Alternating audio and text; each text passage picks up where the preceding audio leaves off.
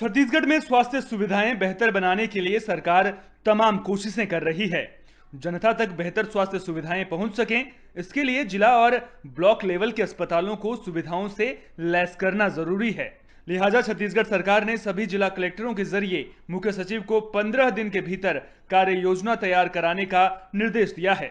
मुख्यमंत्री भूपेश बघेल ने कहा कि पिछले 6 महीनों में कोरोना के इलाज की व्यवस्थाएं बेहतर करने के लिए अस्पतालों में ऑक्सीजन संबंधी उपकरण, आईसीयू, बिस्तर, वेंटिलेटर्स की संख्या बढ़ाई गई है।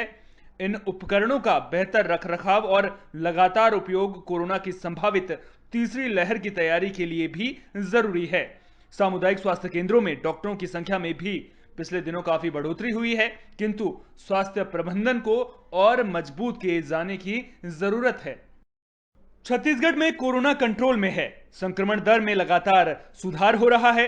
बीते 15 जून को संक्रमण की रफ्तार घटकर महज 1.4% रह गई है।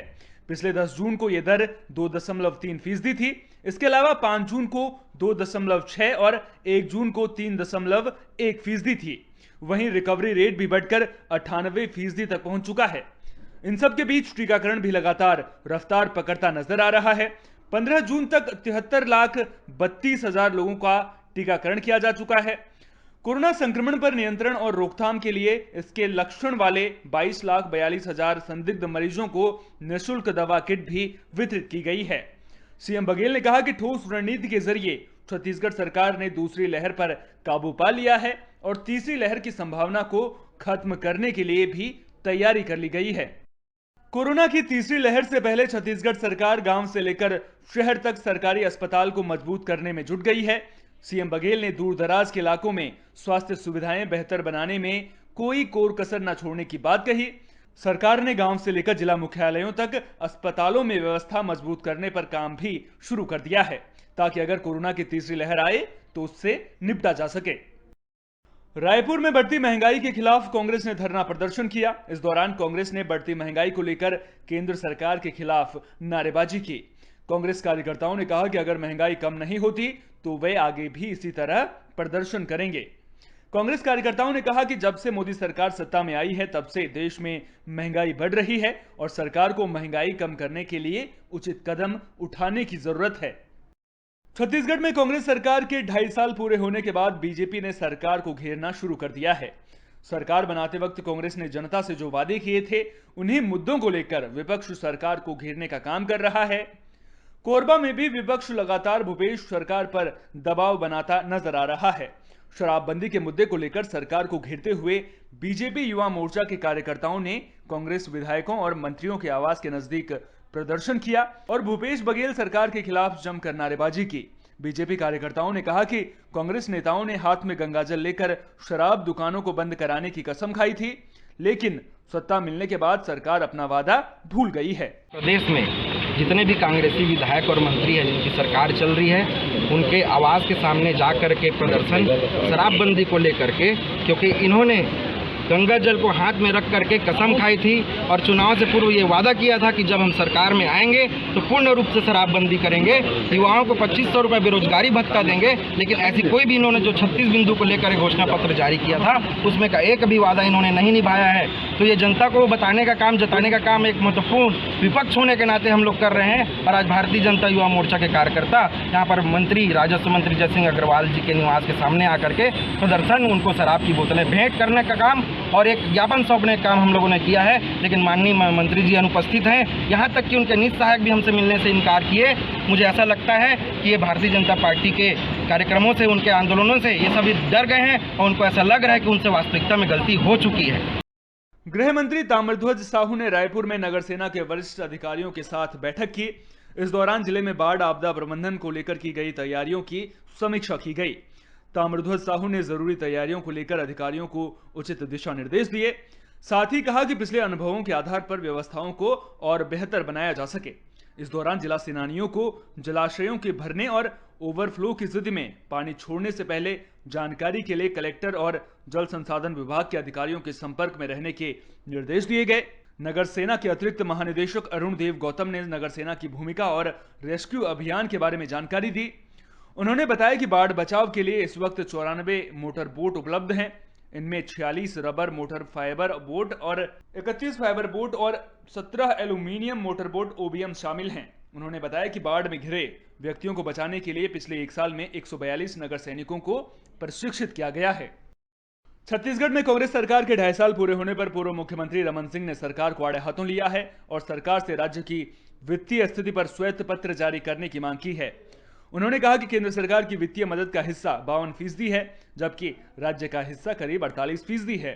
सरकार का कुल खर्च 80,126 करोड़ रुपए है, जिसमें राजस्व व्यय 70,000 करोड़ रुपए है। करीब 88% हिस्सा अनुदान, सब्सिडी, ब्याज भुगतान में खर्च हो रहा है। दिवालियापन की यही वजह है। कोई सरकार अपने किए गए कामों के बारे में प्रेस कॉन्फ्रेंस में अपनी बात रखते हैं।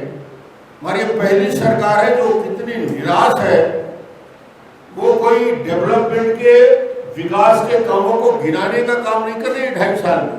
आश्चर्य करेंगे, वो सवाल कर रही है। सवाल जो हमने पूछा या छत्तीसगढ़ की जनता ने पूछा और इस विश्वास के साथ पूछा था कि इसका जवाब आएगा। और सवाल क्या था? ये कोई हमारा सवाल नहीं था, ये सवाल कांग्रेस का था। कांग्रेस के घोषणा पत्र में किए गए वादे का था और प्रश्न भी था कि सवाल तो पूछे जाएंगे, भूपेश जी जवाब तो देना होगा। ये गांव-गांव में प्रश्न पूछे, नागरिकों ने प्रश्न पूछा। आपने बेरोजगारी भत्ता के बारे में प्रश्न किया, 14,000 भर्ती, शिक्षक भर्ती के बारे में किया, 1 लाख पद के बारे में बात किया और उम्मीद करते थे कि 2.5 साल का समय, आधा कार्यकाल, उल्टी गिनती शुरू हो गई तो इसका जवाब आएगा, ये उम्मीद कर रहे थे, मगर जवाब तो नहीं आया। महिलाओं ने प्रश्न किया गांव-गांव में, शराब की नदियां बह रही है, घर पहुंच सेवा हो गया। अब सवाल ये पूछ रही है महिलाएं कि तुमने वादा क्यों किया था, और वादा किया था तो उसका क्रियान्वयन क्यों नहीं हुआ। किसान आज पूछ रहा है 2 साल का बोनस कहाँ गया। समाज के वो वृद्धावस्था पेंशन, विकलांग पेंशन, आपने सार्वजनिक रूप से अपने जन घोषणा पत्र में वादा किया था। स्वास्थ्य मंत्री टीएस सिंहदेव ने बस्तर की पर्वतारोही नैना धाकड़ से वीडियो कॉन्फ्रेंसिंग के जरिए चर्चा की और उन्हें माउंट एवरेस्ट फतह करने पर बधाई दी।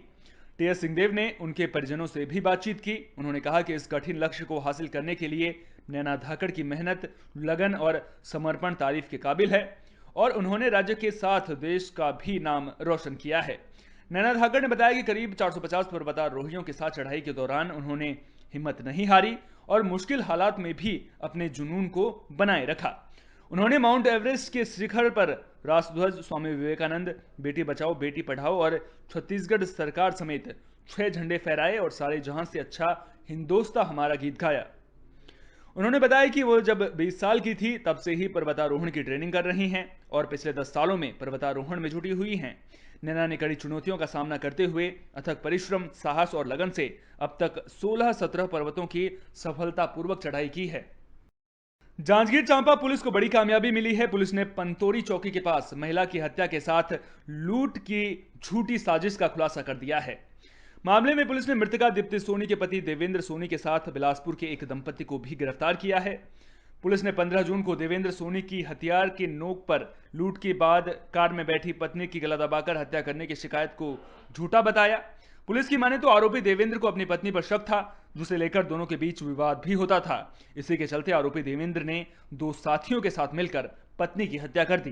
15 जून को पंतोरा चौकी में एक एफआईआर पंजीबद्ध कराई गई उस समय प्रार्थी देवेंद्र सोनी के द्वारा कि उसके साथ कोरबा से बिलासपुर जाते हुए गाड़ी में वो जा रहा था और उसके साथ लूटपाट की घटना हुई है और घटना में उसकी पत्नी दीप्ति सोनी को भी जो अपराधी हैं उन लोगों ने रस्सी से गला घोंटकर उसकी हत्या कर दी है। इस प्रकार की रिपोर्ट पर पंतोरा में 397, 302 के तहत 4 अज्ञात व्यक्तियों के खिलाफ एफआईआर पंजीबद्ध की गई। रायपुर पुलिस ने सरकारी नौकरी लगाने के नाम पर लाखों रुपए की धोखाधड़ी करने वाले आरोपी को गिरफ्तार किया है। बिरगाम नगर निगम में बीजेपी पार्षद के पति हरेंद्र शर्मा को पुलिस ने गिरफ्तार कर लिया है। दरअसल एक शिकायतकर्ता ने पुलिस को जानकारी दी थी कि उससे लेबर इंस्पेक्टर की नौकरी दिलाने का झांसा देकर धोखाधड़ी की गई। आरोपी ने जुलाई 2018 से दिसंबर 2019 के बीच 4 किस्तों में कुल 7 लाख रुपए चेक लिए थे, लेकिन ना नौकरी लगाई गई और ना ही पैसा लौटाया गया। पीड़ित की शिकायत पर मामला दर्ज कर लिया गया था, जिसके बाद आरोपी ने पूछताछ में अपना जुर्म कबूल कर लिया है। हरेंद्र शर्मा करके एक व्यक्ति है, उसके द्वारा लेबर इंस्पेक्टर में नौकरी लगाने के नाम पर 7 लाख रुपए लिए थे और वापस नहीं कर रहे हैं, ना ही उनके द्वारा किसी प्रकार का कोई नौकरी लगाया गया। इस प्रकार से उनके साथ धोखाधड़ी हुई है। इसमें मुकदमा दर्ज कर लिया गया है। हरेंद्र शर्मा जो आरोपी है उसको गिरफ्तार करके न्यायिक रिमांड में भेजा है।